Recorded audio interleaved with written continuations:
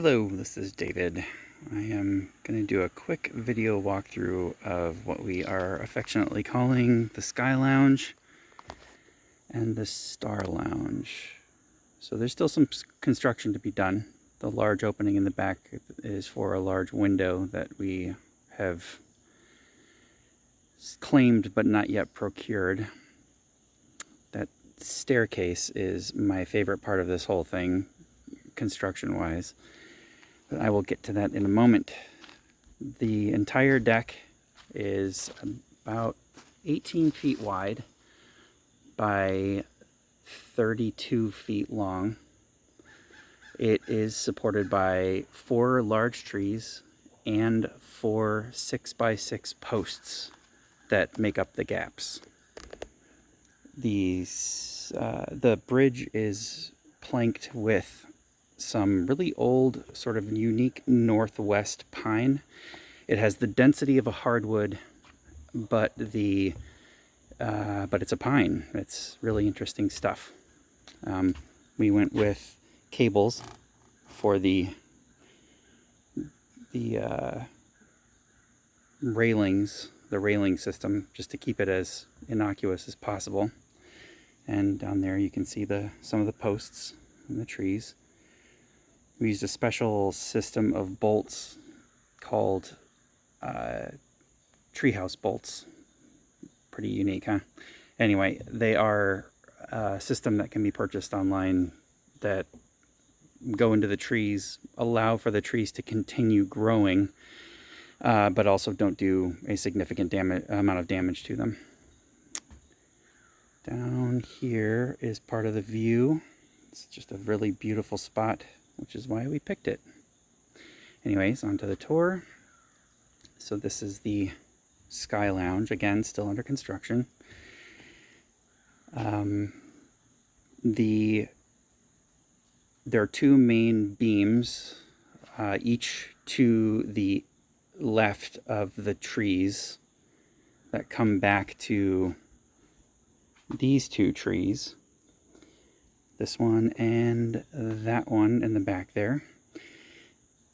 So that means that with the bolts that we use, that are 2 feet long on the ends, the entire structure the trees can move under the structure a total of 4 feet before there would be any issues with support. This is the far end, and part of why we picked this space is there's already a sort of a fire pit going on down there, but we've got this beautiful creek that fills up and flows really well when it rains.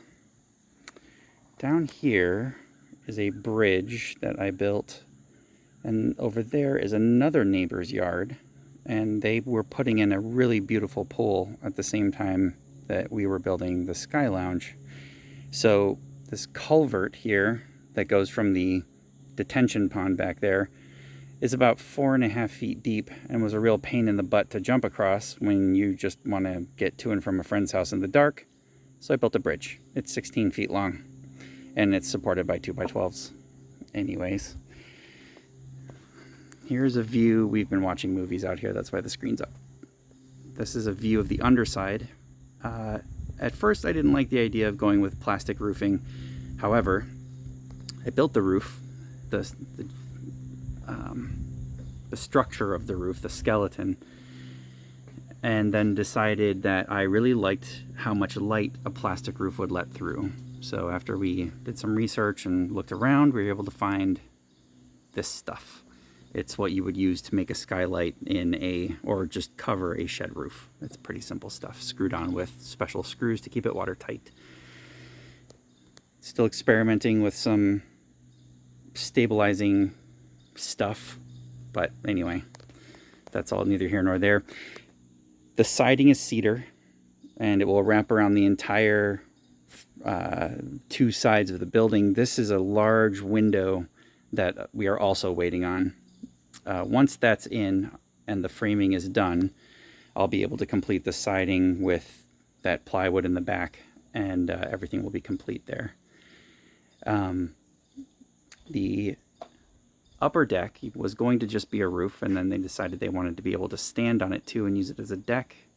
So I got real creative with a pond liner that was massive in size. It is very shallow on this end, nearly flat, and has some butyl tape, 6 inches wide, that is creating flashing above this plastic under the decking on top to help keep the water flowing in this direction. As you can see, they get less shallow and they pour into this custom gutter I begrudgingly made. There's a lot of blood on that thing from trying to form it and shape it, and it's not as pretty as I would like it to be, but it needed to be custom because of some of the shapes, and the rain chain in the middle just sort of caps it off. It is surprisingly functional all in all. I've never made a gutter before, and here I am, practically a master at it. Anyways, on this side, we are about as high up as we can get from the Sky Lounge. Sorry, just dropping my phone. Probably not. Anyway, I'll catch that shot later. This is more sitting space. The underside of this is waterproof, which is really nice when it rains. Unless it's raining sideways, which it has, it's just sort of a beautiful setup. Lots of shapes here for stability and racking avoidance. And onto this marvel of engineering. The stairs are supported primarily by these 2x12s that are tied into the structure itself. Here. They are about 5.5 feet tall to that landing, and then another 5.5 feet going up the other side the rest of the way. Other than those two structural points, the closed stringers support it the rest of the way. There is no give, there's no wobble to the stairs at all. And this landing is 2x12s, so it's a little more than 2 feet wide. And here's another view of the yard. That is about 15 feet down from my feet. And the rest of the steps, as you can see, we are outside of the structure now, behind the stairs. That is the outside. The wall comes in like this, like so. We've got a lot of stabilizing and connecting going on for the stringers, and some railing, some really simple basic stuff, and the Star Lounge. The naming convention was not mine, but I have come to enjoy it. Anyways, so this is the secondary sitting area. These railings are not yet complete. We still have to put wires in. There will be no railings around these two sides. This area is more for adults. I have a door that I'm building that'll be herringbone and kind of pretty for the entrance to the stairs that we will lock because it will be sort of invitation only. This is not exactly the safest place to be, as we are now a little more than 25 feet above the ground at my foot. Anyways, a little more construction to do to weatherproof this. Though it's rained hard several times and no water has gone through there, surprisingly, I still want it complete just in case.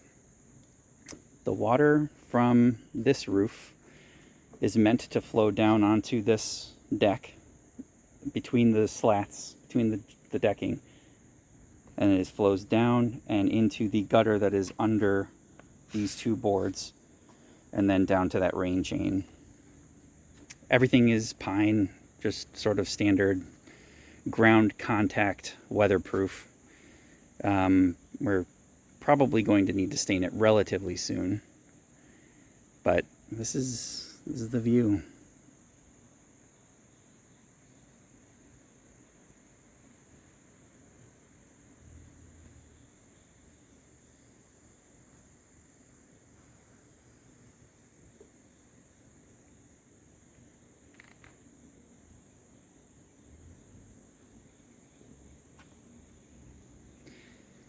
There are usually deer walking around out here at this time of day, just drinking from the stream and hanging out, being forest cows. Anyway, rain control on this roof is up in the air, no pun intended. I have yet to devise how I want this to end. It's gone anywhere from PVC that's been cut and slipped in place so that it pours down this way onto the tree, all the way to another manufactured gutter of sorts. I'm not the biggest fan of manufacturing gutters at this point. I joke about losing blood to it, but I legitimately did. This surface is just about 13 by 13, so it is a sizable deck for something that is floating in the air.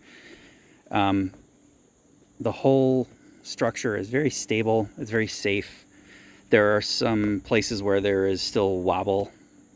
I'm still working on that, but it doesn't feel like it's going to fall, which is the most important thing. Structurally speaking, it's not going to fall. Emotionally speaking, I want this to be as accessible to as many people as possible. So, one more facet of all of this I would like to point out is what it looks like from underneath. We started this project in April. We poured the first bit of concrete around April 20th for the footers for the 6x6 posts, and it has been pretty smooth sailing since then.